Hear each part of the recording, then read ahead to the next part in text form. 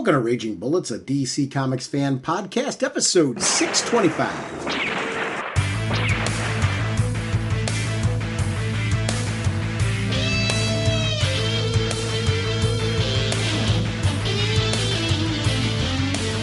Happy 2022 and welcome to Raging Bullets. I'm Sean Whalen, drnorge, and I'm joined as always by my co-host Jim, the sensei of the whatnot, the Duke of the Sultan of Strategery, the indestructible, bridge-defying, shockingly ordered a glass of Zan with a side of cobblepot after reading DC vs. Vampires, and of course he is the elder statesman of the podcast, Segulin. How's it going, hey? Jim, on this episode, we're going to be talking about Green Lantern number 9 and DC vs. Vampires issue number 3. We also have some casual chat. We are sponsored, as always, by DCB Service and InStockTrades.com. Jim, what is going on over at DCBService.com? Right now, they've got some really cool sales on some of the collected editions out there. We're talking 50% off of various titles. Absolute Multiversity hardcover, 50% off. Grant Morrison's story, only $49.99. I'm looking at the Gotham City Omnibus hardcover, 50% off. I've got The Question by Denny O'Neil, Omnibus hardcover, volume 1, 50% off, only $49.99. Thank you, DCBS. Over at InStockTrades.com, they've got some of their top sellers right now. And some of my favorites are on there, like Green Arrow, The Longbow Hunters Saga, Omnibus hardcover, $150 regularly, 42% off, only $87. This is an amazing run. And even though I compressed its title, it is a run that I feel very highly about, and I want to shout it out. If you miss this, do yourself a favor and read it. Nightwing, Leaping into the Night, hardcover, volume 1. It's $24.99 regularly, 42% off, only $14.49. This is a great place to go to catch any of the collected editions, hardcover, softcover, that you've missed and get them at a discount. I want to thank DCB Service and InStockTrades.com for continuing to support our show. Mr. Segulin, what kind of a podcast are we? Raging Bullets is a spoiler podcast. We go in-depth into plotline, story twists, and whatnot of the comics we're discussing on today's show. So, if you haven't read the books, you may want to come back later so you can better enjoy the show. Let's talk some comics. There they are, all alone except for that old character. Have you seen the new Batman trailer that came out?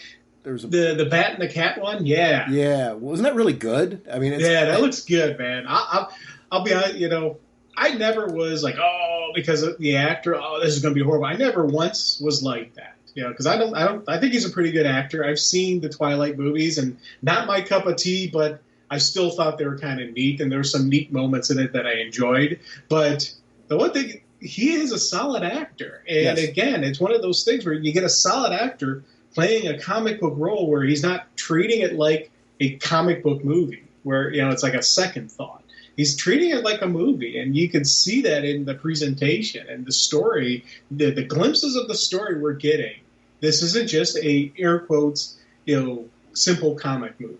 This is an actual movie who the main character happens to be based off of a comic book. And I think there's some really cool potential here. I'm looking forward to it. Yeah, honestly, his casting never once dissuaded me from the film. It was... At that point, it was kind of like let's wait and see till we see a trailer, till we actually see the costume. Each trailer has gotten me nothing but more excited. I love how gritty it is. I love that the Batmobile has like a 70s Batmobile style to it. The more sports car kind of vibe to it. I like that they're going a different route with this. It looks like it's going to be a really, really great film. And fingers crossed that what they're showing us in the trailers is going to play out and to be a larger film. But everything I'm hearing sounds great. I'm at the point right now where I'll be happy to see another trailer because there's inevitably going to be one. But I don't need anything else at this point to get me excited for this. I just need the film. Finish it up. Finish it up well. Get it out to us. 'Cause I heard there's 2 different cuts. I don't know if that's still the case or if they've decided on which cut they're going with. But I'm excited to just see this thing now. So they've given me everything I need to get me like all in, and I'm beyond I'm all in because I'm a Batman fan. I'm all in for this film. And there's a big distinct difference between the two. Now that I've seen the trailers that I have, I'm gone. Let's do it. I'm ready for this thing. But yeah, that trailer certainly, the Catwoman casting is phenomenal. She looks great in the role. Very year one. I mean, they're embracing, I think, the right mix of cinematic art form, where it's like making the movie their own, while at the same time being a really well constructed, clear homage to things like year one. I love that they're kind of embracing that world. I'm ready for this kind of film. Oh yeah. And again, I'll tell you, as you said, I'm not just all in because it's a DC, because it's a Batman movie. Yeah. I am all in because of the glimpses they've given us. And I'm like, this is going to be a solid movie.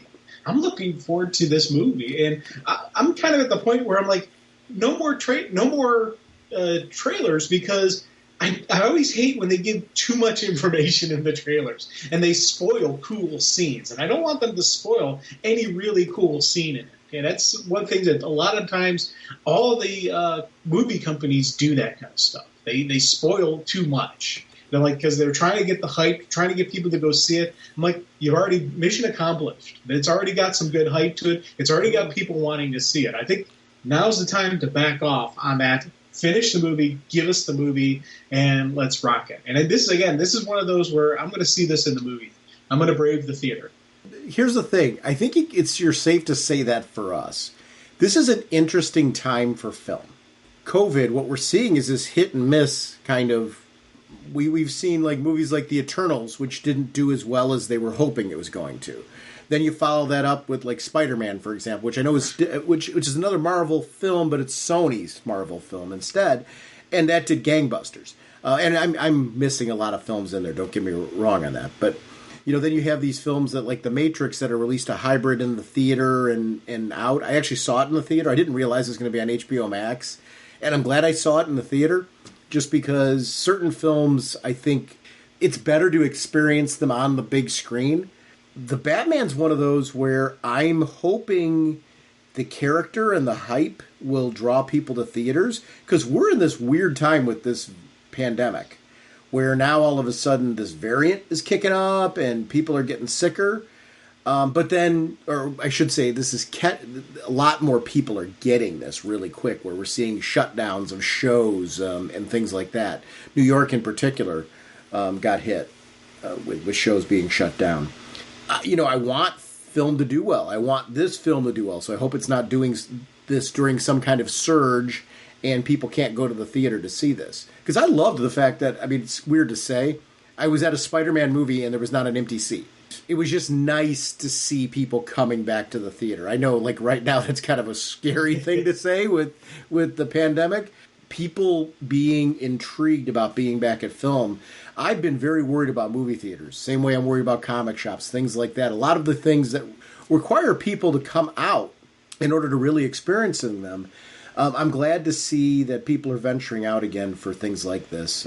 I could not be more excited. I hope this film is one of those that breaks records again. Because Spider-Man, I know, is breaking all kinds of records, which is crazy considering the pandemic. So, besides that, Green Lantern. Let's talk about Green Lantern issue number 9. Praxis is the title. It's Jeffrey Thorne is the writer, Tom Rainey and Marco Santucci. Maria Loro Sanapo are art. Michael Atea on colors. Rob Lay letters. Bernard Chang and Alex Sinclair on the cover. Alex Qua on the variant cover, Marquise Draper, the assistant editor, Andrew Marino, editor, Mike Cotton, senior editor. And apologies for any name butchery. I don't know what your journey's been like with this book. And it's not this book. There's a point in time where I don't know what happened with me and Green Lantern. I've been a Green Lantern fan probably my entire life. I'm going back to Super Friends. Was fascinated by the character and Justice League issues with him. I'm going Hal on that one. And the character's always intrigued me, same way the Flash has. At some point in time, after we had like the Jeff Johns run and the big collaborative team and all that, I started losing interest in Green Lantern. And when I say that, I was enjoying the books, but I wasn't getting that same I must read vibe. And I think it's just an example of a character where it's not the creative teams that are doing anything wrong. I just needed some time for this to be on the shelf to step away from it. I read the Grant Morrison runs, but I read them not as they were coming out. I read them in chunks. and just found that I was like, I enjoyed that, but I haven't been like super excited about Green Lantern. We did this run when it first came out, and there was the big event that happened on Oa, and then I just kind of fell off the book. I've been stockpiling it.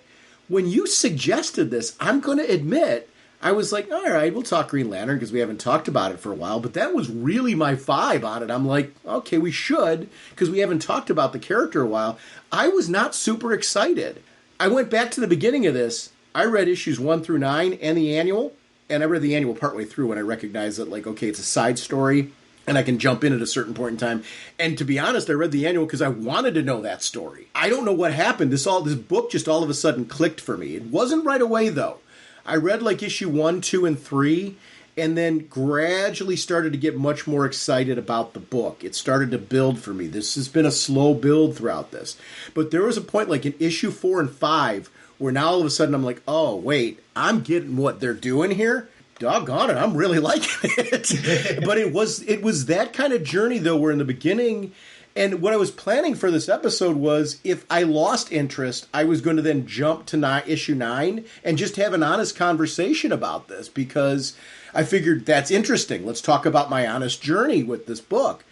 I'm glad to say that by the time I got to issue 9 and I got through all this, not only was this a great journey, it wasn't a trudge. I loved it. I mean, it clicked for me, but it wasn't in the beginning.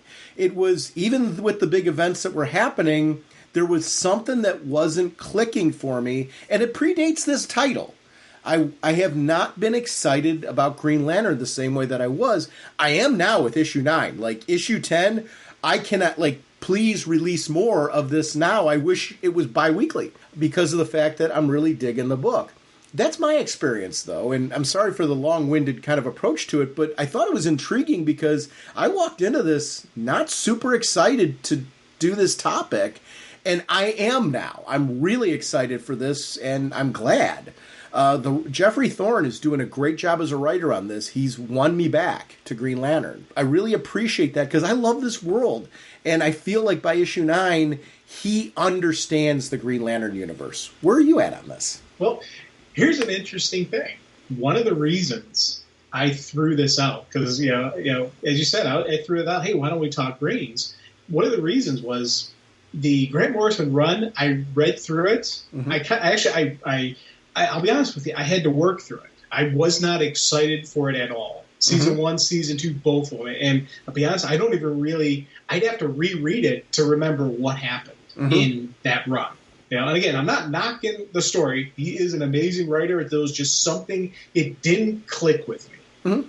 So Greens have been on the shelf for me. Yeah. So then I was sitting there over, the break and all that stuff, before we talked about it. And I was like, I wonder what's going on with it. So I went through it and I just started reading this series. I went back and reread her previous series as well. Reread all of that.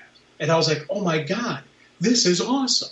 And I'm like, this right here, this series is absolutely wonderful. This had that same excitement I had. The excitement I didn't have with the other run, I got it back. And that's why I said to you, hey, let's do this. Because I just finished rereading everything. And I caught that same kind of bug that I had during the Johns run, during the Color War. Started thinking off page on the Green Lantern titles like I was thinking off page, with that run. So you and I have a very similar path with this.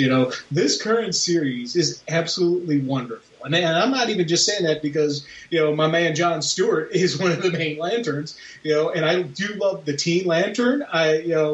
This has been a great story. Absolutely wonderful Green Lantern story. I'm so pumped to talk Lantern, to read Lantern again. And it's tough being like titles like Green Lantern and The Flash, where you've got great stories going on, but you're competing with the Superman story, the Batman story, and the Wonder Woman story for my attention. Justice League is another title that, they've got some really cool stuff going on, but You've got Fear State going on. You've got Future State. You've got Clark on War World. You've got all this different really cool stuff going on with the Trinity right now that it's pulling your attention away from all the other characters. And Green Lantern is a title that can very easily slip into the shelf to be stockpiled, because we're so focused on these other big Bat stories, these super stories, these Wonder Woman stories,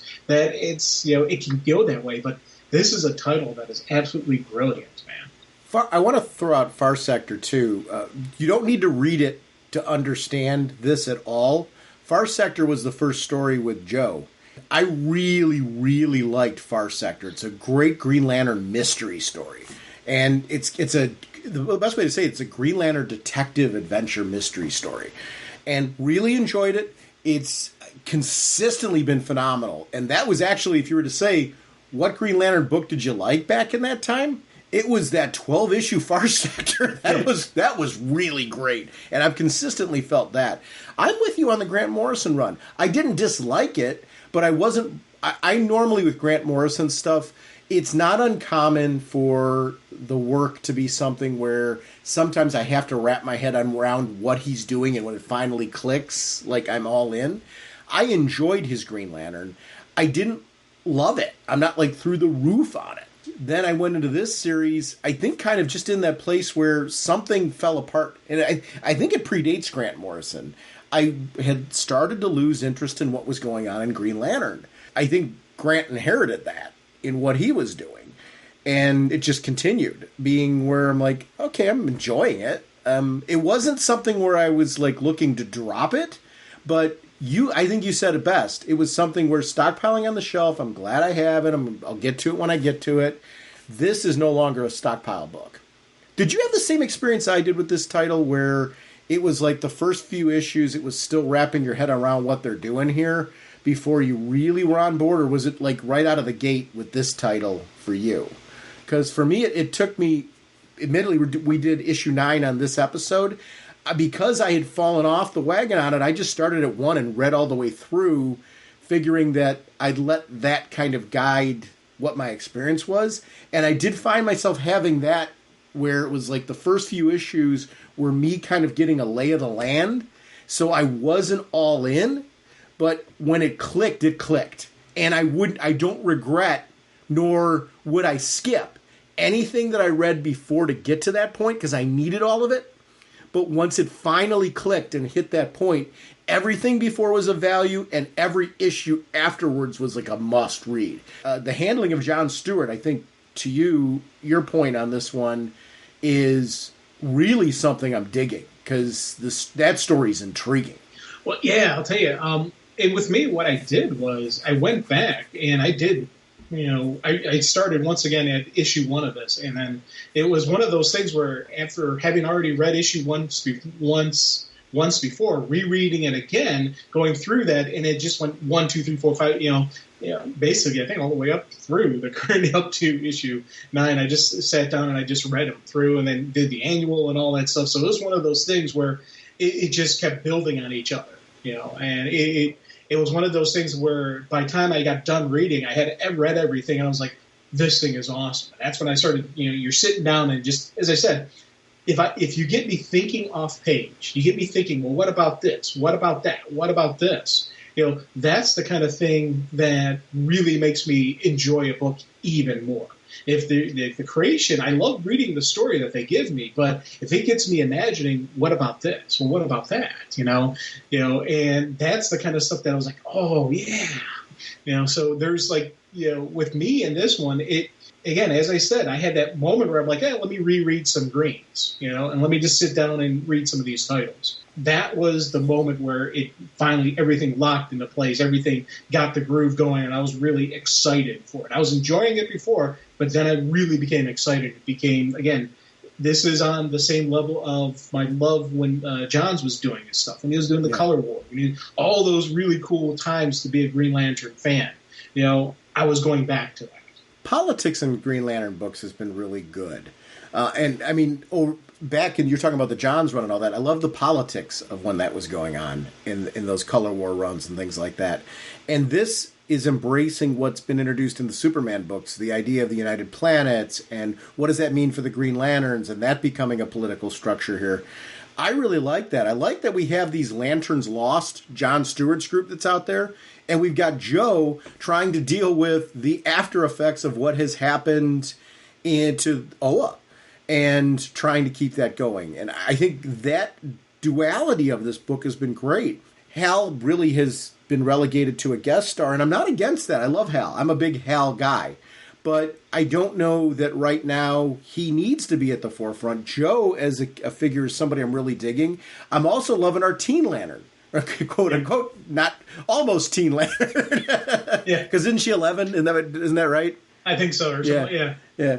I'm really digging her as a character in this because we've got the intrigue of that. And Simon being depowered, but then having this suit of armor and showing that, like, I am prepared for being a member of the Green Lantern Corps, being, a member of the team without the powers, and being able to use guns and being able to use, armor to balance that out and to be an effective member of the team. The focus on him and him not being dropped was pretty important for me on this. Jessica becoming a Yellow Lantern? I mean, they've done a lot. They've covered a lot of ground. And it making sense why she became a Yellow Lantern. And that annual that really covered that story well. And that was a perfect annual story because I don't know where you would have fit that in the main title. It really needed to be told in an annual the way that it was. And showing how far Jessica's come and evolved as a character. They've really done a great job of making this book, while, yes, John is the main focus, sort of, we haven't forgotten that there's other lanterns that are a part of all this. It's a really strong balance of this being a title about the Green Lantern universe as a whole. And that's been a strength of this book. There's something to be said with that. It's become a compelling read. And You're right, it's easy for this book to get lost in the shuffle of all the events that you rattled off before. But boy, by issue 9, as a monthly title, this has got the same level of excitement for me as the titles you were rattling off. And I'm shocked by that, because I did not think that's where this conversation was going to go. And I'll tell you, I'm glad you said how they did a balance, because they really did that well throughout these issues, where you start off with Simon and Teen Lantern as your primary focus. You bring in Joe when you needed to bring her in. Then they showed us John Stewart, what's going on with him, what's going on with the other Fallen Lanterns, where, the sequence with Kilowog when they popped him in. Then, again, as you said, with the annual showing us Jessica becoming a Yellow, they've done a really cool balance on which character we're going to spot, like how many pages are we going to give them in the issue. Because you think about it, this issue right here, we've got both really cool story with Joe and a really cool story with John Stewart. And I'm like, we've got two really solid stories going, and they spread out the time and shared up, the resources that they could tell us both solid stories on these two characters. Neither one of the stories felt rushed, felt cheated. We got enough of the action on each of them in story development that I'm really looking forward to the next issue when I know these two are going to be merged. These two main characters are going to be merged in the main story. It's going to be about both of them now dealing with this new, pretty nasty threat they got coming. And I like that, and I want to see where it's going to go. I do too. That's something that's really important with titles like this.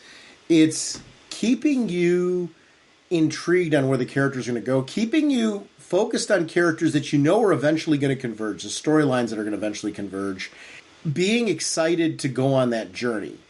Joe is a character that was an interesting one. I never expected her to, kind of with the way Far Sector was, and maybe you disagree with me on this, I didn't expect Far Sector to lead to her being a part of the main title. Just because Far Sector felt like so much of its own thing. And if she was going to be in the main title, I figured it was going to be like a guest star role. And we were more inclined to get a Far Sector 2 versus getting her in this title.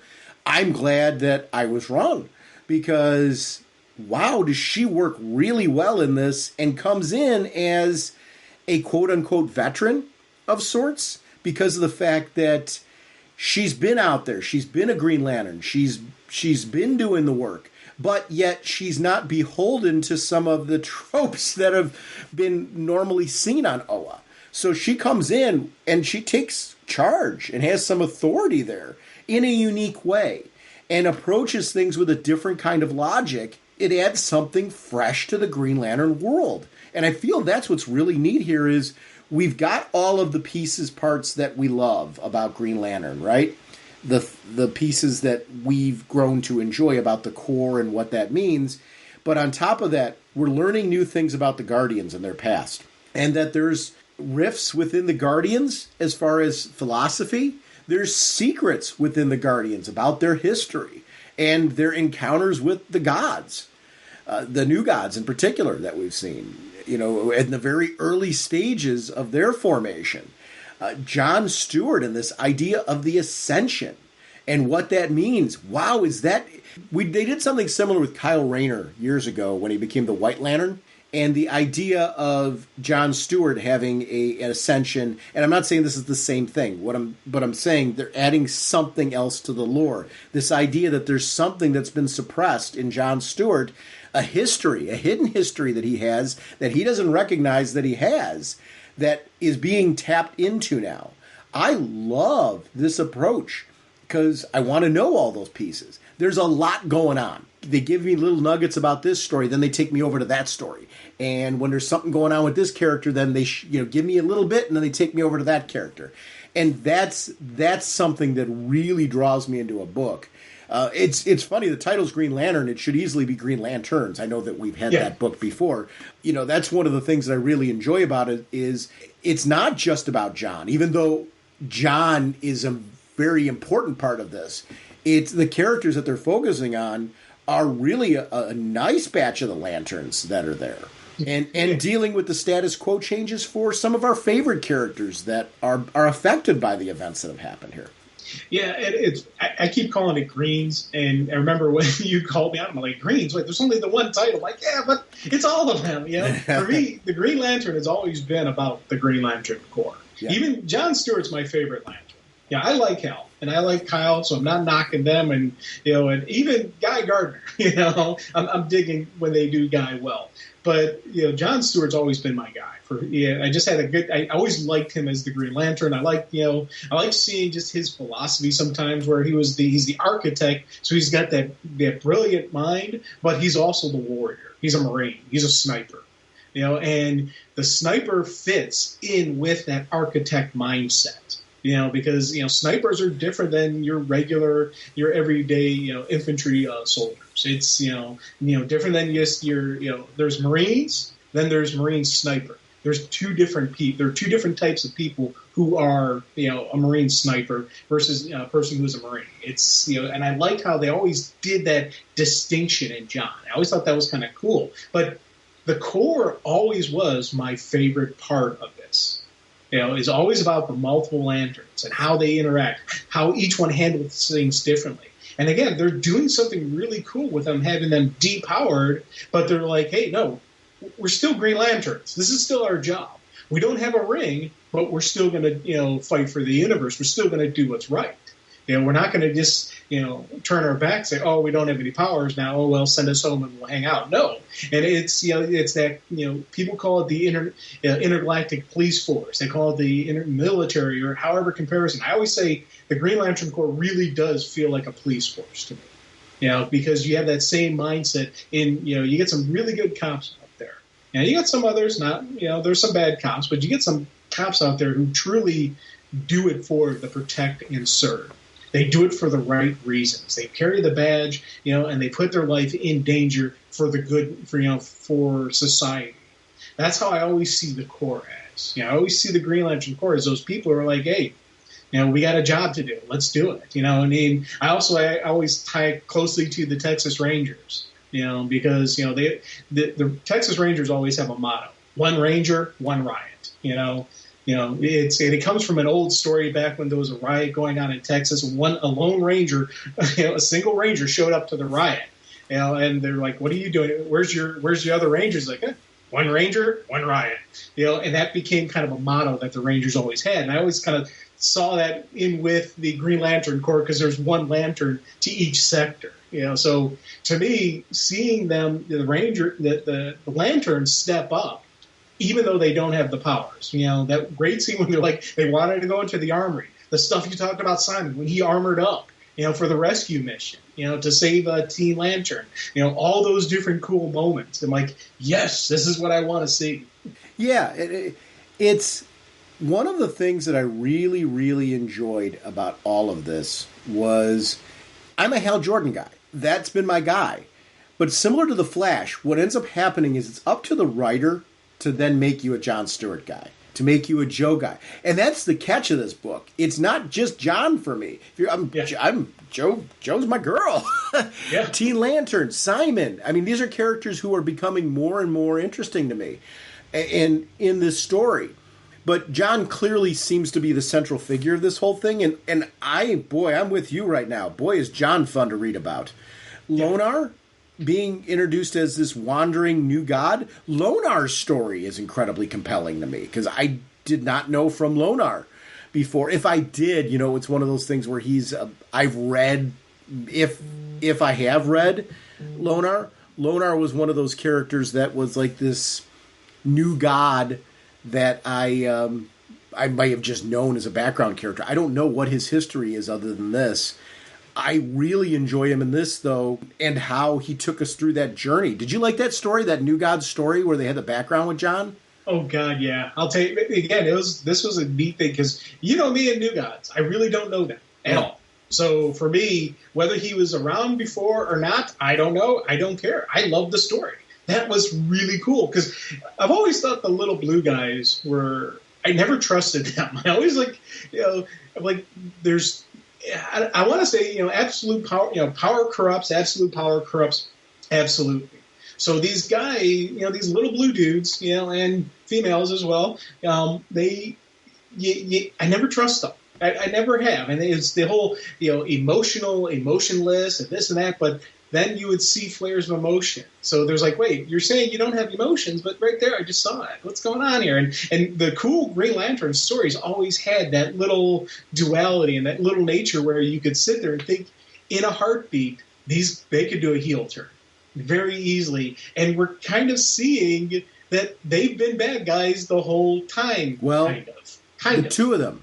Yeah. So there's a faction of, here's the problem. Two of them are turning on the others because they don't agree with the philosophy. So some of it is what you're saying. You've got the main group of Guardians who feel one thing. You've got these other two that have very different feelings, and how they're choosing to handle it is in a different way. You're right on what you're nailing here. Emotionless, sort of. They've got very clear-cut ideas, and they feel very strongly and very passionately about those ideas, and that they're right, and that any argument with their idea of what is right is wrong. And I've always liked the best Guardian stories are the ones where you sit there and go, I get why Green Lanterns join up with them. I get why Green Lanterns are proud to be a police force with them. I also see why they fall apart from time to time. And why there's certain Guardians that keep the group together. And without those certain Guardians at the helm, like Gambit, we don't see him. We saw him partially in this, but you don't really see him as a figurehead. We don't have that Guardian right now that we're attached to. That's okay, this is the one that I'm behind. I can understand why the Green Lanterns would be following them. It's going to be very interesting to see out of this what the status is of the Guardians, what relationship, if any, they're going to have with the Green Lanterns, and how the Lanterns that have been affected by this are going to react to the Guardians, because this is a major shakeup. And one of them is part of an event that took out the Battery and led to the death of how many Lanterns out there. So what does this mean for the Green Lantern Corps after this? Talk about a status quo shakeup. They dropped a bomb in this book. And big time. It's funny, when that bomb was dropped, I enjoyed that story, but I was so, I think, disconnected with the Green Lantern world where I was just kind of like, it's good. I enjoy Green Lantern still, that I wasn't fully invested yet in where that storyline was going. I needed some time with this book. I think I needed to step away like I did and then come back like we did now and really explore this book with fresh eyes. Because I walked into it, I think, in a place where I just wasn't as motivated to enjoy Green Lantern as I was. And boy, this story now, they got a lot going on. A lot of really cool stuff. I'll tell you, I'm like with John's ascension, with him becoming able to pull energy from the cosmos. And I love the comparison that they did in this, where he's like, I feel like I'm a Kryptonian. And Laura's like, no, Kryptonians only pull solar energy. You're pulling all energy. You're pulling everything out there. And there's even a moment where John's, willpower actually even plays into effect. And they talk about how these Lightbringers, who they can't corrupt the minds of anyone who had a ring on them because of the willpower. They can't take over, their brains can't take over their minds because of that willpower. And there's just that internal energy that the people who are a Lantern have. It's, they always say how you have the ability to overcome fear. Well, it's more than that. It's that there's that click in there. There's that little switch inside the heads of the people who do earn the ring. And I think that's kind of a neat thing that we're starting to really dive more into. That there's something that is different about anybody who has the ring on. Anybody who's a Green Lantern has a different mindset. It has a different internal discipline, maybe, or however you want to word it, has the willpower, that they can push past, different things. And I think that is something we're going to see coming out of this. Initially I was thinking maybe John would pump his energy, the energy that's in him back into the battery, and we'd bring back the core. But I don't think so, because we've got a couple rings out there now that weren't created by the Guardians, that were basically created and powered by the actual wearer of the ring. And I think we're going to see an evolution of the Green Lantern Corps, that they don't need a central battery, that the individual lanterns are able to create their own rings and they're able to pull their own energy, and actually, they themselves become their own batteries. And I think that's, in my head, that's where I'm seeing this whole thing going through and going to. And I'll tell you, once that notion entered my head, reading all this stuff over again, and you're just like, oh yeah, okay. And then, going back to Far Sector, rereading Far Sector with that notion in my head, like, yeah, that's kind of neat. Oh my God, they all could do this, because all the lanterns have that same, that same internal willpower, that same internal, just that generation, energy generation potential within them. And I think that's something that I'm hoping we get that. But to be honest, this creative team is doing a good job of the story. That if I'm completely off kilter and I'm wrong, all right, cool, give me what you got planned for this, because this is one of those stories where I'm 100% entrusted with this creative team, because they're doing some really cool stuff here. Yeah, I think John's going to be a unique situation as far as how his ascension works, which that part, I think you're right, it's going to lead to what does this mean for the Lanterns moving forward. I don't know if it means that the rest of the Lanterns are going to have, their own power source. I see a battery of some sort coming back, whether it's their individual batteries or the giant battery or something like that. But my question is John able to power them on some level right now with what he's got? Is John maybe going to be the battery with his ascension? And who knows what that's going to look like? And I think you're right. I think we're going to see some changes coming out of this. What I love is and this is a dangerous thing to do. You have somebody ascend, right? And then they become more powerful, like John clearly is. But what they've done here is given us a villain that, even with his ascension, he's having trouble with these angels. Yeah. And, the idea that they take on they have this angelic form, and that people can mistake them for religious figures, and it impact them that way, I think has been something that's great, because there's something creepier about that, right? Because it's easy to get into your head that now the gods are coming down and you believed in them, and look what's not that these are real angels, But because of their appearance, now the lore that you've believed in, the religious beliefs that you've had, are now being perverted. That's scary, especially considering the fact that they're easily wiping out anybody who's getting in their way. I love that you've got, yes, a more powerful John, but the numbers and the powers of the people that he's going up against means that he's still struggling to fight and to hold his own against them. And that's something that's really, really important. We'd be remiss if we didn't mention the fact that he's been living with this group of people on this planet that have like this psychic power or where they can like take part of their like hair or tendrils or whatever and attach them to you and tap into your head. And because of compatibility issues and things like that, they can only do it so many times with John, but it's led to some interesting insight into what's going on with John. I've liked the fact that we've got an alien race now that have been in this world that some people were friendly to John, some people were distrusting of John, some people are like, you're bringing problems here. They're here for you, not us. If you had just left us alone, we could have lived here in peace. We were very happy to just, now all of you guys have got these slavers coming down, they're trying to come and get us, and it's all because of you. I saw all of those different viewpoints, and you get why a society would view him that way. It's like, some people are like, you've been really good to us, and you've lived with us for all, like, because he was, 50 days, I think, at one point? Yeah. He's been living with us. He's our friend, and look what all he's done for us. Well, yeah, he's done just fine for us, but then he also brought them on us. And I can see that kind of society having that. That's an important part of the book.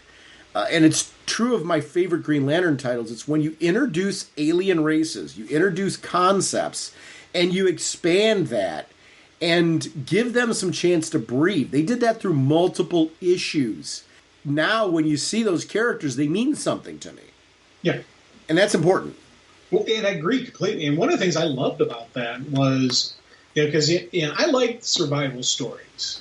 I always enjoyed those kind of stories where, a depowered lantern on a planet has got to improvise, adapt, overcome, or just any of those kind of like, lost in space, kind of stranded on an alien planet type of survival stories, or even the apocalyptic stories that are out there. I attack those things. And I love all those different types. So this story initially felt like that to me. So I was like, okay, that's kind of cool. John, because John is John. John's awesome.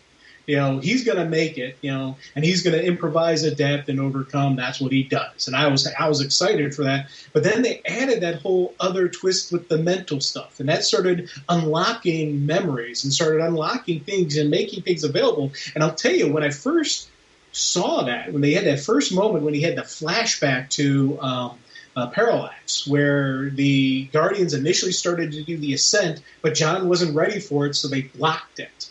And they blocked his mind, and the mind meld with the aliens kind of helped loosen that memory to John and started bringing out this ascension in him. And I was like, oh, that is cool. That is a really neat story element to tie back all the way back to Parallax, but not, disrupt anything that happened in that story. They never changed anything. Kyle Rayner still became the Lantern after everything was done, and everything that happened, but this is a tie back to that. And that was the beginning notion, in my head, of that Lanterns, the people who put on the ring, are different than you and me. There's a quality about them. Let me steal from the Marvel universe first. There's an X factor to them.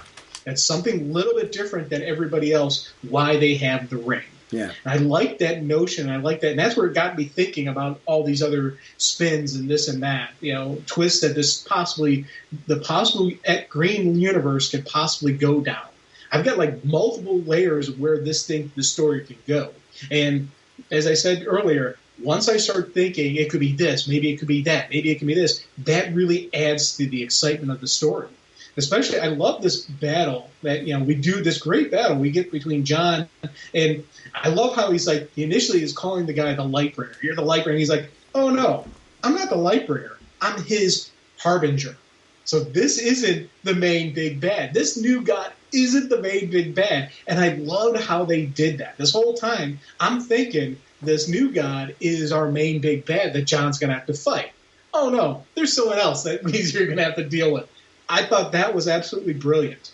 Yeah, it's going to be very, very interesting to see where this story goes and who this character is and what his relation is with characters like Darkseid and things like that, because that was alluded to in this as well. They really went through all the new gods. They were bringing up like characters like Light Ray and stuff like that. So it's going to be interesting to see if this is going to be a brand new character that's introduced, or if it's going to be a character that we've seen before that has also ascended, shall we say, or over time ascended, or what the relationship is with that character with any of the previous new gods, if any, still at this point. There's Lonar's presence here is not a throwaway. There's something to that, and the fact that this Harbinger knew who Lonar was, that's pretty important at this point. Well, they're both new gods. They're both from New Genesis. Right. I like the fact that Lonar is from New Genesis, not from Apocalypse. Because I always thought, the New Genesis, they're the good guys, and Apocalypse are the bad guys. No, we got a villain here that was in New Genesis. And even he lists how he's a student of Metreon. And and I can't remember who the other one he was a student of, but he's naming off good guys. So he was a air quote good guy. He wasn't a villain, but guess what? He actually is. And I like that notion that there were bad people on New Genesis as well. It's not just the Darkseid people. And the flashback sequence that Lonar takes John on, where we see the young new gods before they really had that god status. But you could see this one's going to become Darkseid. You can see he doesn't have the Omega beams, but he's got this power blaster thing that's eventually going to become the Omega beams. You got the person who's eventually going to become Highfather. And you see them in their young stage, and then even the Guardians in their young stage. And I thought that was a really cool story because, again, I liked the fact that I don't know the new god at all. I don't really know their history, but I wasn't lost at all on this. Even with my limited knowledge, I could see, that's so-and-so. Oh, there's Granny. There's so, and I could pick out who the different people were going to become. So I thought that was a great storytelling that, it gives people who have basic information of who the new gods are, what they were. The basic information on the Guardians, and you can tell who becomes the Guardians and who becomes, Ganthet and all these other, the other Guardians. It was a really cool storytelling element. And again, these two New Genesis beings, are gonna be players down the pipeline.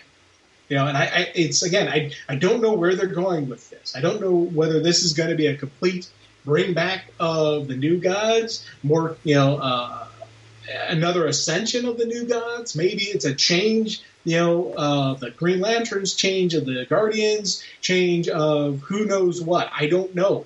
And I think that for me is part of my excitement on this, that I'm getting all these really big, powerful characters that they're now tweaking and they're now changing. And we don't know exactly where and how they're going to change. One of the pieces that we didn't talk about is this relationship of magic, like the idea that the Green Lanterns have suppressed magic, and now we've got these terrorists who are trying to bring magic back, and they're somehow associated with all of this. So there's a larger intriguing issue there that I think is compelling. This idea of what have the Guardians done behind the scenes. And you've got this benevolent police force, right? These people that have been dedicated, I'm talking about the Lanterns themselves, who have been dedicated to bringing peace, bringing order, using will to do that. They're dealing with the after effects of choices made by the Owens, the Guardians of O, I should say.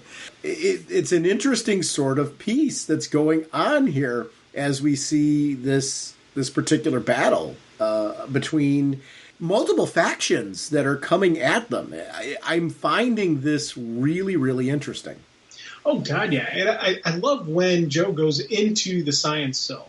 Yep. And we get this great, great usage of these two characters. We get this villain, and I do have to say air quotes around villain, because on one hand, you kind of can understand where she's coming from.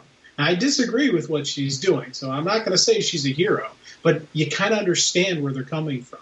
They were, a long time ago, they had, this power, this belief, this everything that they were got stripped from them. And it's the history is written by the victors. Is a long time saying that people throw out there. And in history books, the Oa, the Guardians are written as these heroes, and these people are written as terrorists. Well, from their perspective, they're not the bad guys. Oa is the bad guys. The Guardians are the bad guys. So I like when you get those villains like that. It's one of the reasons I love Lex Luthor so much, because in Lex's mind, he's not the villain of the story. Superman is. And I love seeing those kind of villains that we get that, they're not like, I am evil. No, they're like, hey, we're the victims here, and we're taking back what was taken from us. That for me was something that really was a cool part of this story. And again, this is something that they laid out through multiple issues. The creative team took their time with this. You get a little glimpse here, a little glimpse there, a little glimpse there. And then we get this final element of the story, this final capstone of what this whole thing, this was a long con. Yep. This was a long, and even Joe says it was a grift. We got scammed. They suckered us. I love when she realizes what's going on, how they've been played. How the whole core has been played, how from the very beginning they've been playing the long con. And I love seeing that in a villain. I love seeing that because, again, it's one of those things where you understand where they're coming from, but they're still wrong, but you understand it. And you're like, oh, that's a really cool story. So Koios is wielding the full power of the battery, right? And is that Is that like a variation of Parallax on his head? What's going on there? I think that's Parallax, dude. It looks like it. That's what I was thinking too. One other piece that's coming too, and I want to see it, is Simon and our friend Jessica Cruz, and seeing how he feels about her whole situation. There's a lot going on in this, and every bit of it I'm liking. I know. Oh, dude. Next issue, I want to see the Lanterns lantern up. Yes. But it won't be with rings. It'll be with armor and with weapons, and you'll see the Lanterns say, "No, we're not done yet." And how do they fight an anti-Guardian? How do you fight that? Because you look at just that final page. I love how you see that the anti-Guardian sitting there saying, "Your time is done." With the booming lettering, and you see sort of like he is a central battery, and I'm like, part of me's like, okay, that's how they're bringing back the battery, maybe, or maybe it's going to be Jon Stewart, or maybe it's going to be option C that I don't know yet. And that, for me, was a great moment, especially because you just see all the depowered lanterns. And Jo now is depowered. It looks like her completely burned out because she's back to her standard appearance. She doesn't have, any of the lantern look to her, any of her lantern style to her. So I'm like, oh my God, this is now really going to be gut check time for the lanterns. And I love keep calling them lanterns. And I like how on their outfits, they still have the Green Lantern symbol on them, because they're like, hey, this is who we are. We're still lanterns. And I'm so excited for the next issue because, one, I do want to see gut check time from the Lanterns. I do want to see Jon Stewart fly in. I want to see what happens with the magic creatures. And the Yellow Lantern Corps, Sinestro Corps, I don't think they're done yet either. We had that great bit in the annual about how Jessica became a Yellow Lantern. We're seeing the nature of the Yellow Lanterns, and yes, Sinestro is Sinestro. So where's that going to play into this? There's so many different variations that this story can go right now that I am absolutely excited. Jeffrey Thorne knows how to tell a long-form story, and I love that. That's my favorite thing about comics, when writers know how to do this. I am so sad I put this book down when I did. In some ways, I'm glad I did because I needed to come back to it the way that I did, where I just kind of digested the whole thing and went through it. And, oh my gosh, this story reads so well. So I would encourage anybody out there, if you have not read Green Lantern, certainly jump on it. If you have read it and gave it a couple issues and didn't really grab you yet, give it a few more, because once it hits you, it does not let up. This ending cliffhanger is tremendous. I can't wait for the next issue. And I'm so happy I'm in this place, because I can't tell you the last time I felt this giddy about Green Lantern. And I was not, when we were talking about this topic, I was like, the only reason why I think this will be interesting is going to be one where I'm kind of I'm lukewarm on this book. It's, which is completely the opposite of where I'm at. I dig this big time. Yeah. Nothing like the handy-dandy electro-claw for carving through metal doors. Our next discussion is on DC versus Vampires, issue number 3. The writer is James Tynion IV with Matthew Rosenberg. Art, color, and main cover by Otto Schmidt. Lettered by Tom Napolitano. Variant covers by Francesco Mattina. And edited by Ben Abernathy.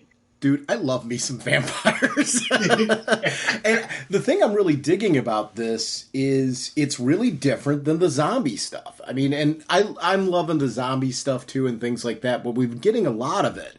What was unique about this is, and you're a big vampire fan, and we've talked about this on the show before, there's a different sort of storytelling that when you really embrace what vampires are and what they mean, there's a different kind of storytelling you get from this. And this has got that, because zombies are mindless, but the trick with the zombies are they keep coming, right?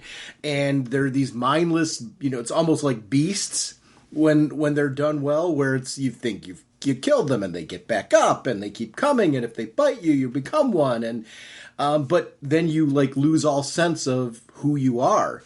This is a different kind of creepy, and I'm really liking this. Now, I've referenced this before. I'm a vampire fan. I've been one since I've grown up. I've read the Anne Rice books, things like that. But between the two of us, I know you are a lot more steeped in a history of following vampire lore and that type of thing, and a lot more critical of the types of vampire stories you like. What is this like for you coming at it where that has been something that's been a lot more of an interest of yours, if I'm selling that right?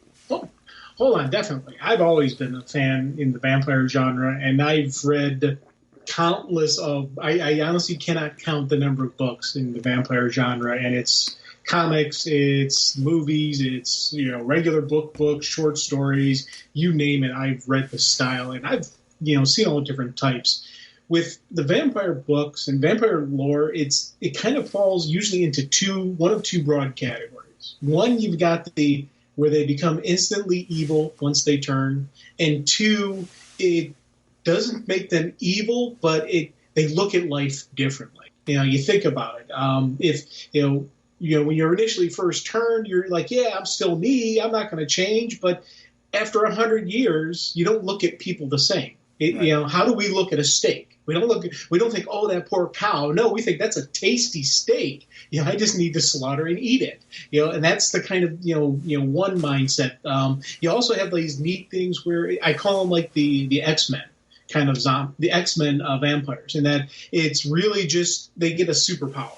And they're similar people who they were, but they just got superpowers now. They do, they can fly and have super strength and whatnot, all the cool vampires type stuff. So with this one's kind of falling into that broad category of they're turning evil, but I like how they actually tell the story in that it's not just a, boom, they're instantly evil. They're kind of, they've opened their horizons. They're looking at things differently because now they are immortal. Now they have this power surging. Now there's probably going to be some big master down the line who is influencing them, who is kind of changing how they look at things. So it's kind of a neat way to do the evil vampire lore, where, yes, they're evil. They're killing. Let's face what they've done so far. What Barry has done, what Hal has done so far to Barry and to all the various people that he has done some horrific things to. He's gone evil, but you kind of you understand where it's coming from. And to be honest, if you look at who Hal has always been, with that, that arrogance, that swagger that Hal Jordan always had.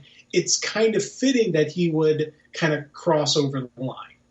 Superman turning, evil would be a dramatic change because he's always been the big blue Boy Scout. How could he really cross over evil?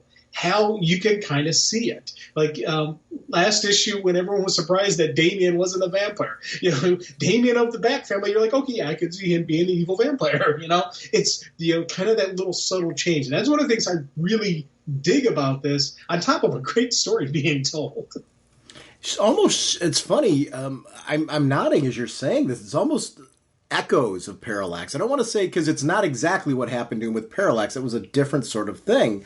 But you get kind of the vibe of, I remember that Parallax story where you saw him gradually become that. What's interesting with this is, because there's some similarities to this in the fact that even the thing with Barry, where, they had the showdown, and he was like, I tried to speak on your behalf. Ultimately, Hal was sold on whoever the big bad is. You're right. Whoever's driving this ship, that, hey, you could be one of us. You could be powerful, but truth just kind of was decided that it wasn't going to work out. I loved that moment in the issue where it was, you could see that even though he is kind of gone this evil route that you're talking about, there's still Hal in there. And Hal wanting the brave and the bold to stay together and recognizing that Barry could be a powerful part of this, holding on to that friendship, or what that friendship could become if Barry turned. Well, you think about it. One of the things I'm digging about, whoever the big bad is, they definitely have a good, solid strategy going on here. They're laying out who they want, how they're doing it. It started off a slow build. They're not just running off and trying to do, thing. They're keeping to the shadows, and not just because it's a nighttime thing, but they're picking their targets. They're taking this one, and then taking this one, then taking this one. And I liked how, they looked at not only who would be a good ally, but who would be their main adversary. And think about it. The Flash, if they couldn't turn the Flash, he would be a horrific enemy to a vampire. Mm-hmm. Just because of the super speed. You got a group of vampires he runs through, stakes them all in a heartbeat. Done. The Flash literally could take on an entire army, in a blink of an eye. So he was a very good choice to, if we can't have him, we got to make sure he's off the table. Sure. We see in this issue with Wonder Woman, again, another really good target. She could be very dangerous, as an enemy, especially if you get Wonder Woman and the Amazons rising up as anti-vampire hunters. Imagine an army of Amazons all on the mission of kill vampires. That would be a slaughter fest. So she was a good, call to pull into this. I like how they're picking their targets, how they're not just taking villains, because there's some villains, but they're also going after magic users. Because why? Magic users are very dangerous to the vampire community. You want to either eliminate them or turn them, and they're focusing on them. And I'm really digging how this story is laid out, because again, we're not getting just an evil, mindless villain. We're getting someone who's got a plan, who's laying out the plan, and I really dig the fact that the heroes could lose this. This could be Vampire Earth very easily.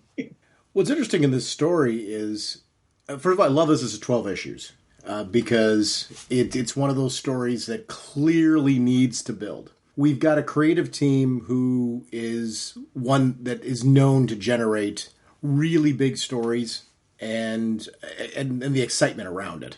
Batman exploring the scene of the crime and keeping to himself. You know right away Batman suspects something. Suspects that the people that he's around right now could already be compromised. Or at least at some level there's something that he doesn't trust about what's happening here. And Batman's got an amazing radar for that kind of stuff. He gets it wrong sometimes as far as how far he goes, but his paranoia certainly pays off to his advantage sometimes. I love this moment where he sees Jaina on the beach, and you see him, Bruce for his standoffishness with the team and things like that. He does have a heart.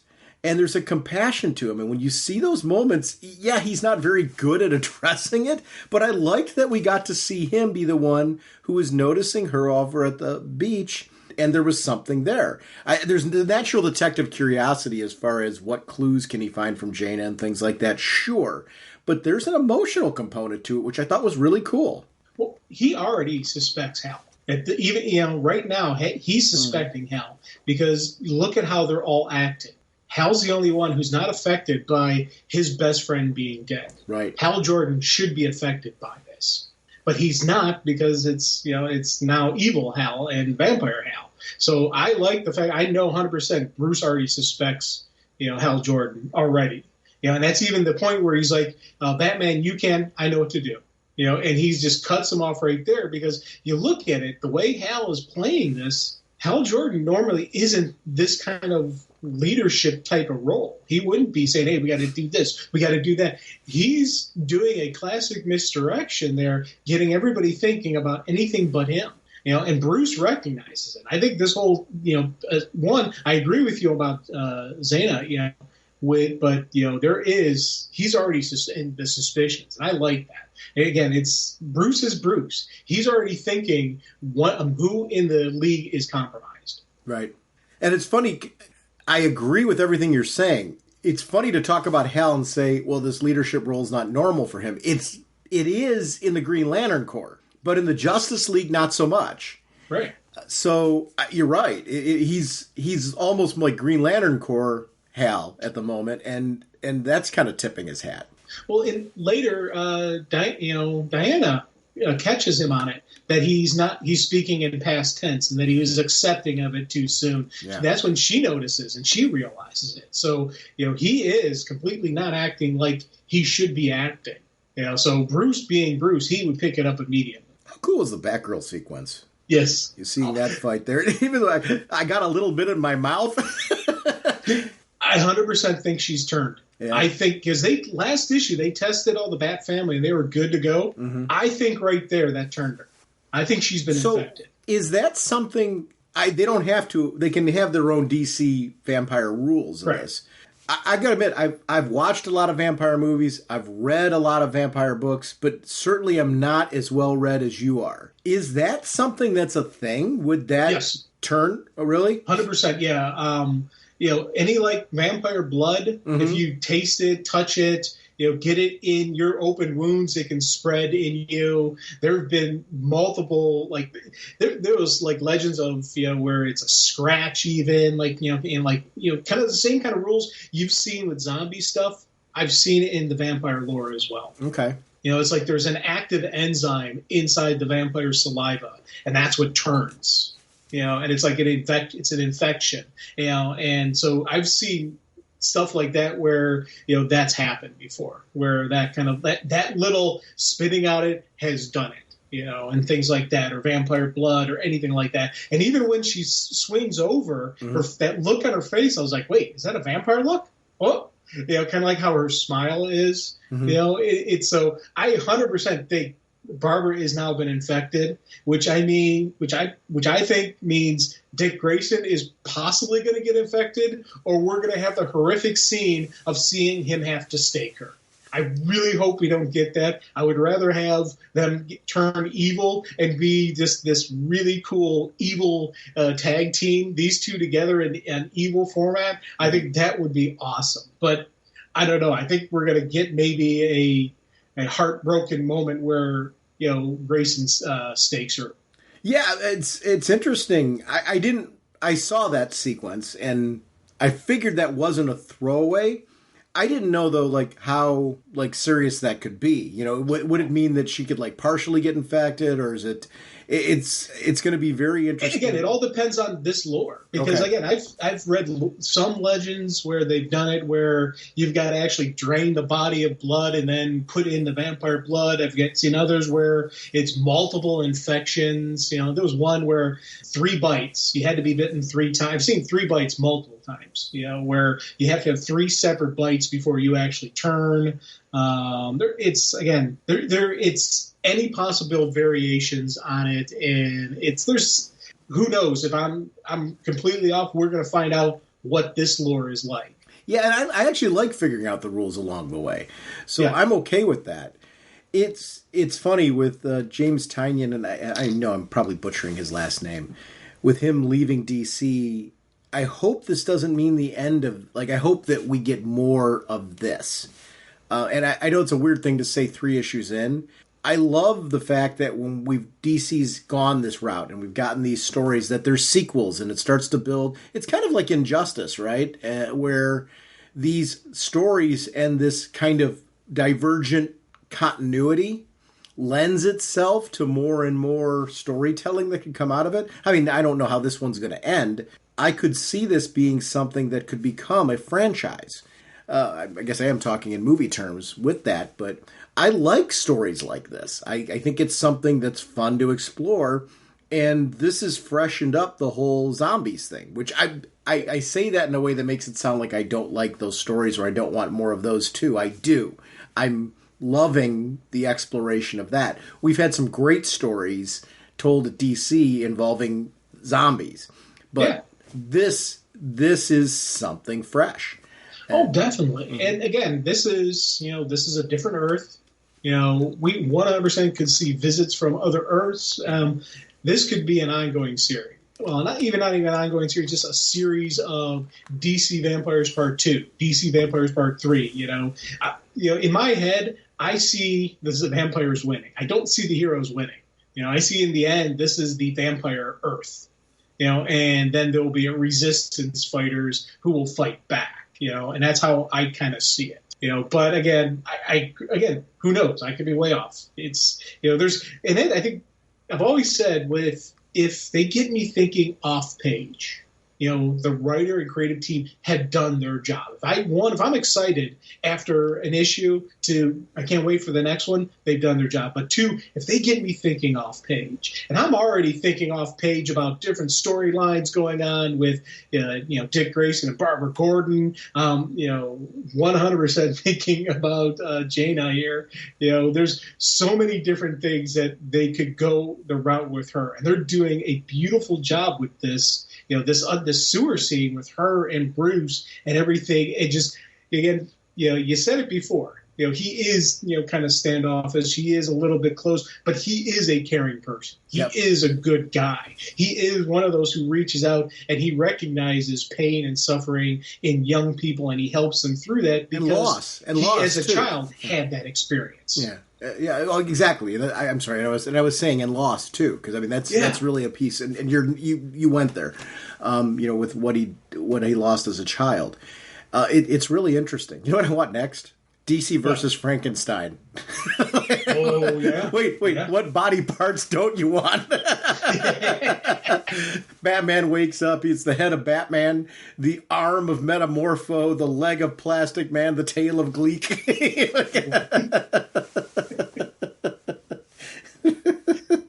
I would read that. You'd be a weird. I'd be in there. And I'll tell you, I liked, again, with this whole Bat and Jaina sequence. Yeah. I liked how she wasn't just, crying, and she wasn't just, they didn't just leave it at that. They let her character evolve as well. You get to those moments when Bruce goes down and recovers the finger and comes back, and that's all that's left of her brother. I love that look on her face, that anger, that rage that she had. They went beyond crying for her dead brother to, I'm going to kick some butt. Yep. I'm opening up a can. And again, we've seen Bruce do this before. He knows how to take rage and pain of suffering in young people and channel it correctly. I want to see her trained by the Bat. Yep. She could right here, we're looking at maybe one of the premier vampire hunters because it's personal for her. So let's talk about that finger then. Talking about rules, I don't know what the rules are with Zan and Jaina, as far as she's got the finger now. So is she able to change? I don't know. I'll tell you right now, I would love to see the scene where one of the vampires is sitting there laughing at, what are you going to do now without your brother? And she just pulls out the finger and goes, Wonder Twins powers activate. Touches into her fist, and she transforms into like a giant gorilla and rips him into pieces or something. I really want to see that scene. Now, if those rules don't play out, we're seeing already a fire in her. She's not going to let not having powers stop her from fighting, these bad guys. Yeah, I agree. I think it's one of the cool things. And think about it, because she's an alien, we've only seen her turn into human animals. What if she turns into an alien animal? Like, say, one that can channel solar power, she turns into a dragon or something like that, and starts breathing fire, and you start seeing, just completely hosing down all these vampires. How awesome would that scene be? Be terrific. If you get those moments. Yeah.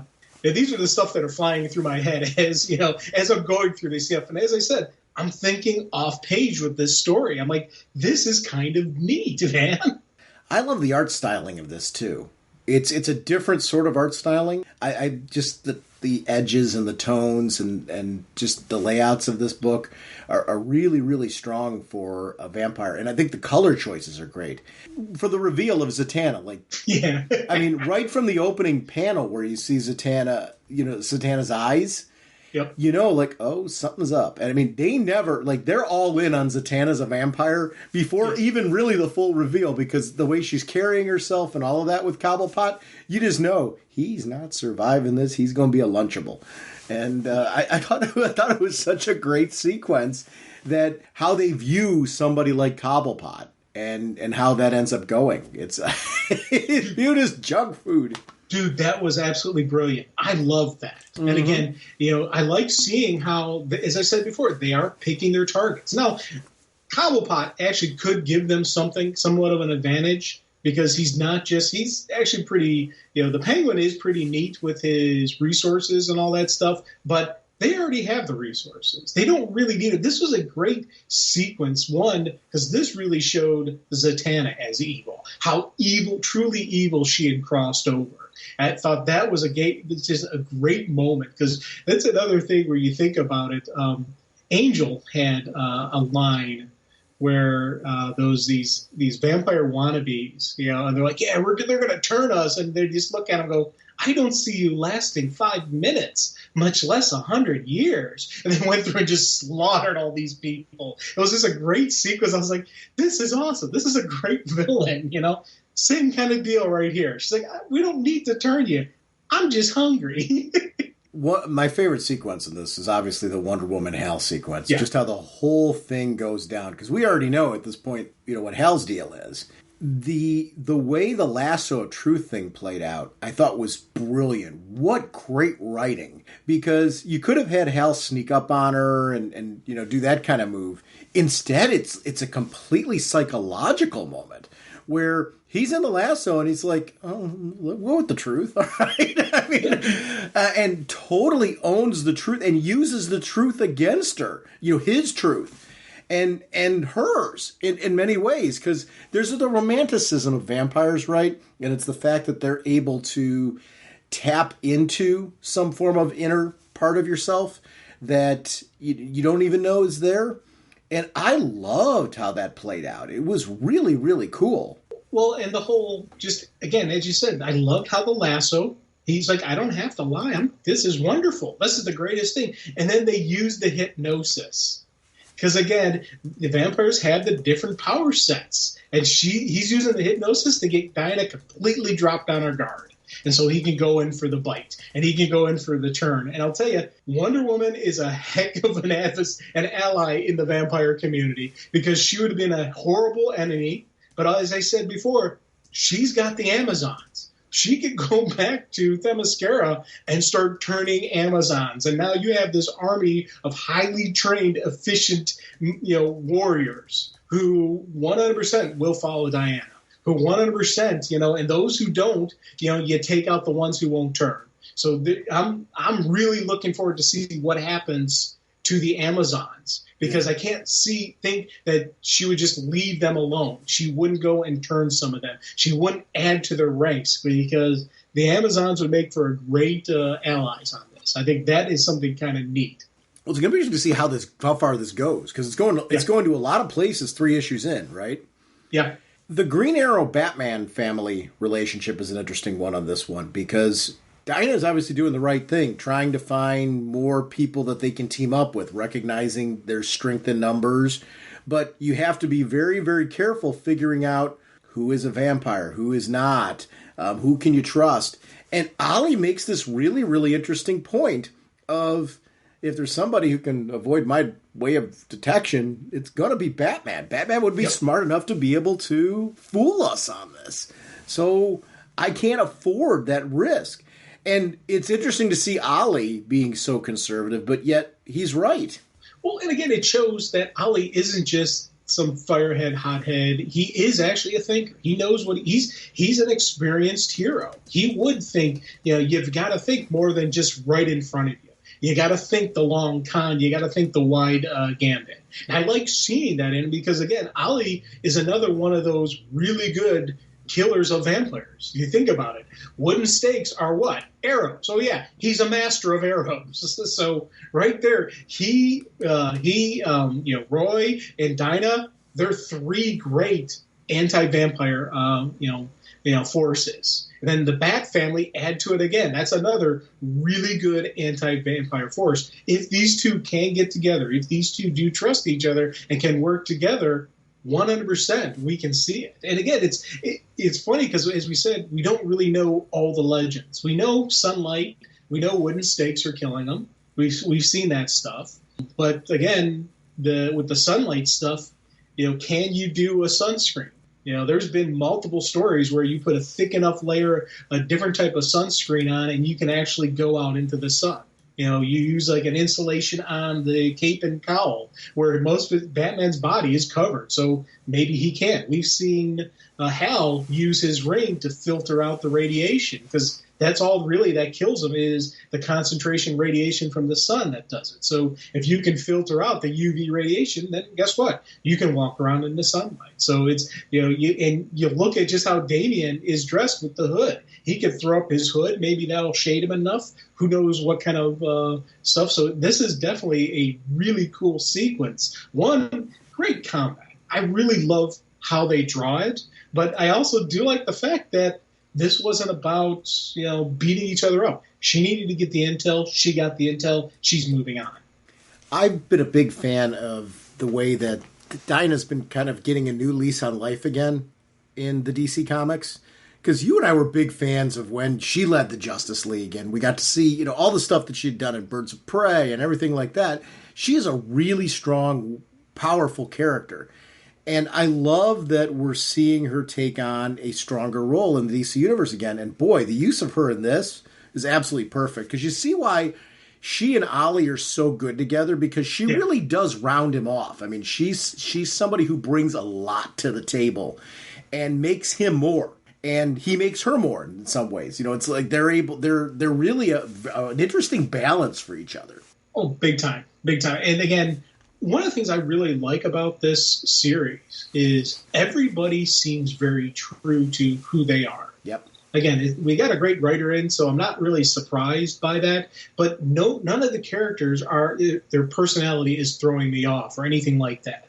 These characters feel exactly like they feel in the in the main universe, and this is who they are. It fits. Even as I said before, even the villain versions of them, it kind of fits. You mentioned with Hal and Parallax. We've seen him do that kind of turn with Zatanna. We've seen any of the magic users. They dance in the light and the dark kind of very easily, and it's one of those you can shift over from one side to another. Depending on, magic always has a price and whatnot. So you can kind of see, I can kind of see Zatanna doing a little bit of dance in the dark. So it's kind of neat, how they portray her. I'm really curious to see how they portray Wonder Woman in this when she turns. But all these characters have been doing just a spot-on job in who they are. And even like little side stuff like Plastic Man. Like on the beach, Plastic Man's arms were dropped down, and he was all, in the Hall of Justice, he's like, shocked, when they hear the news that Batman, is the one who killed Barry. They're doing really good job on, making me believe these are the same characters that I know and, I read every week. It's funny how she brings credibility to that accusation too. Yeah. Because you think if Hal made that accusation, it wouldn't have gone as far as her making that accusation. It's pretty critical that she's the one that makes the accusation. To your point about the strategy involved in all of this. Yes. It had to be her. Yep. 100% had to be her to do it. And I think that's probably part of the reason why they're like, we need to turn her and not kill her. Sure.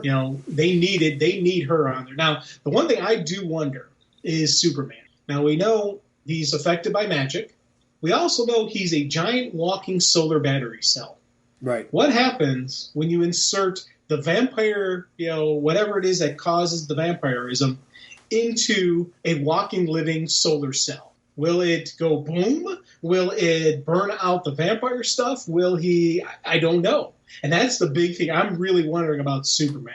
Because of the two of them, Diana can get close enough to Clark and turn him. She could put the bite on him. But what'll happen? Will it work? Will it not work? Again, will it just literally kill him, and he'll just boom, or kill her, because he's a solar battery. Exactly. I think you're bringing up an interesting point where I wasn't even thinking of that, but I think you almost have to go there, right? Yeah, and like Plastic Man, can they even turn him? Can they pierce his skin? He's rubber. And even in John Jones, what'll happen with that? Will he sense what they're doing and go, turn, go intangible? I keep thinking about how would they take out the different members of the Justice League? Who do you go for next? How do you go for them next? Well, what would it do to a Martian? Exactly. Would a Martian turn? Would a Martian not turn? I don't know. And it's stuff like this that's got me thinking off. Again, I'm thinking off page on this kind of stuff. Yeah, I am thoroughly enjoying this. It's funny, you mentioned something earlier about the fact that they're very true to the characters that we read in their monthly titles. There's a lot of different ways you can go with Elseworlds. Sometimes you can go full on crazy, where you're like, well, let's take advantage of a crazy mystical world and we'll plop them in there. Let's take advantage of a different time, like go to a much earlier time, like I Got Them by Gaslight type of thing, and embrace that. There's also these stories where you ground them in what feels like it could be happening right now, and then take a completely divergent fork in the road, and then go. That's where it goes full on crazy. This is going that route, and I really like it because it feels grounded, even though, which is crazy to say, considering what's going on here. I really, really am enjoying this. I was hoping I would. I was hoping it would pay off. Like, I figured I would dig it. But sometimes these things are like, they're fun popcorn flick diversions, which there's nothing wrong with that. I'm not knocking that type of presentation. Sometimes stories are meant to be like Sunday afternoon popcorn flick. This has got a lot of depth to it, and it's much more than that. And it's fitting a very different expectation for me than I love this. Yes. I really see a story here that does have a lot of legs. I'm hoping that this 12-issue series is not the last of this. Right. 100%. And again, we've said multiple times, I like this genre. I enjoy this, and I've read a lot of really bad vampire stories. But it's one of those things where I've always finished them up and I'm like, oh God, this is horrible. I'm never going to read that again. And I've had a couple where I've gone back to and reread multiple times. This is a story that I'm going to read multiple times. This is a story that, right now it's on iZilla and I'm reading it that way. But when this comes out and collected, I'm going to pick up the collected edition on this. Hopefully there'll be extra pages or something, beyond that, or maybe an oversize or I don't know, something. But this, I'm definitely getting another version of this, a physical version, because sometimes I do like to just sit down and, sometimes you need a nice book in physical in hand. And this is one of those stories I know I'm going to read multiple times. Yeah, I totally agree with that. This is a story that I feel like is going to be. It's funny when you know the creative team and you understand the talent that they bring to the table, that it's not even a question about, is this going to pay off or not? And it's funny that it's just as fun to read a new creative team when they surprise you.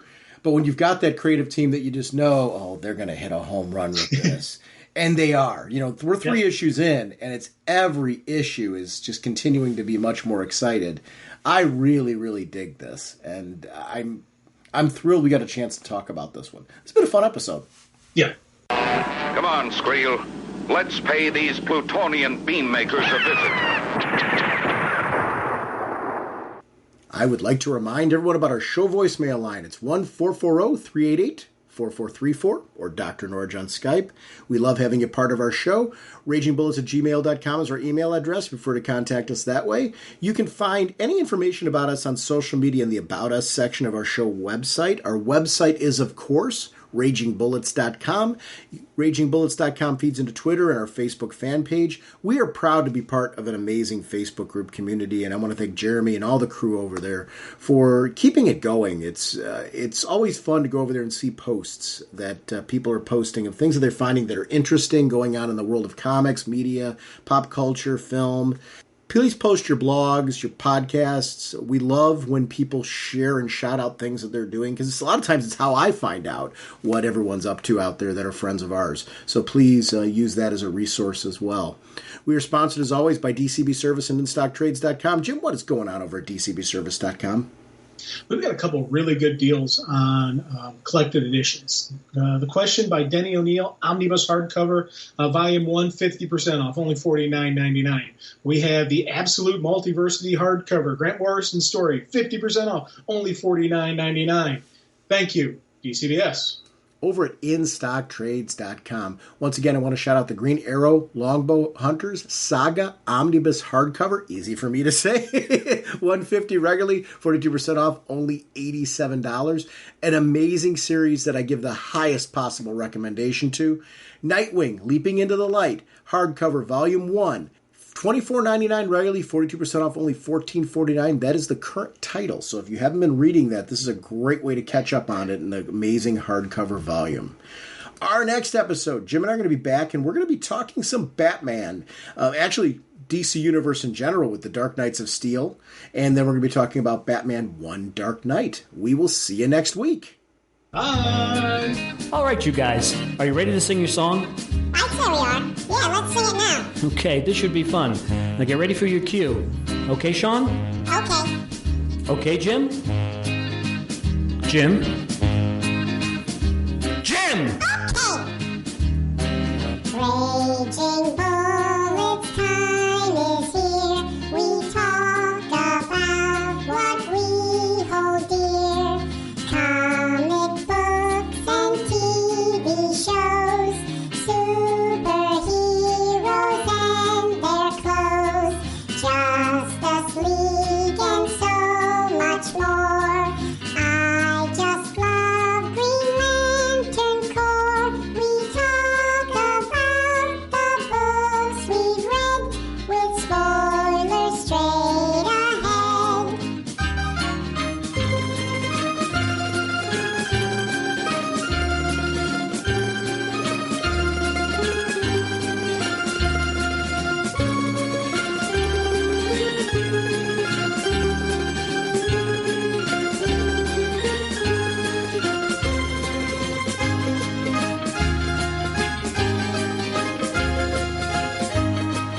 Okay, fellas, get ready. That was very good, Sean. Naturally. Jim, you're a little flat there, so be careful. Jim? Jim? Jim! Okay. Justice League and so much more. I still love Green Lantern Corps. DC Comics are what we know. The Raging Bullet Show. DC Comics are what we know. The Raging Bullet Show. Excellent job, guys. Let's sing it again. Yeah, let's sing it again. No, that's enough. Let's not push it. Push it. What is that? Yeah, what are you talking about? No, I didn't What mean are you anything trying by to that. say? I think you did it right Sean, there. Jim, I don't know. how long do you want the song to go? Look, it's our production.